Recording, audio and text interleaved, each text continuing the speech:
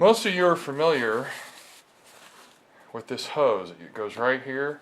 They rot out like mine is. They're soft and flimsy, and they just die with time. So I didn't want to buy a $20 kit for this whole side of the vacuum system, so I tried to make my own. What I did was I took, this is 1/2 inch heater hose, and I took it, a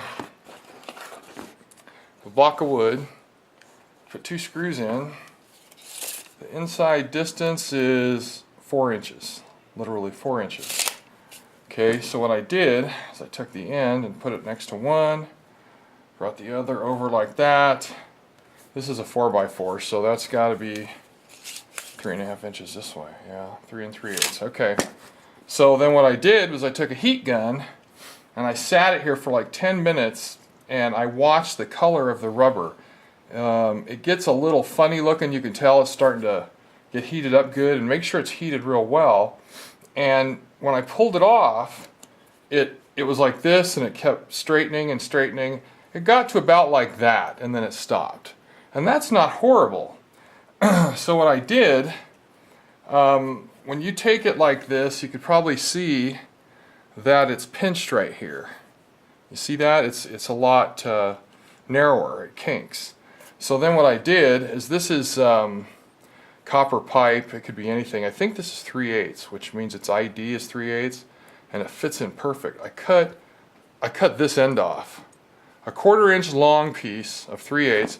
I shoved it in there to right where the peak was, right here. I shoved it in that far using a socket extension, 3/8 socket extension. Shoved it in there like that, and then I put it. I heated. Then you have to heat the ends up. Once you get it in, then you have to heat the ends up, especially the end down here. It's flared a little bit, so it's a little bigger to put on. This end was easy.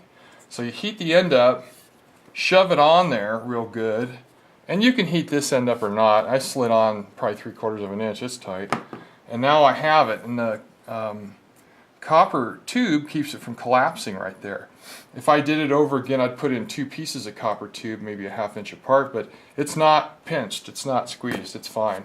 And it completed the loop. And what is this? I think I got 2 feet total, so that means 11, that means this piece is 13 inches long.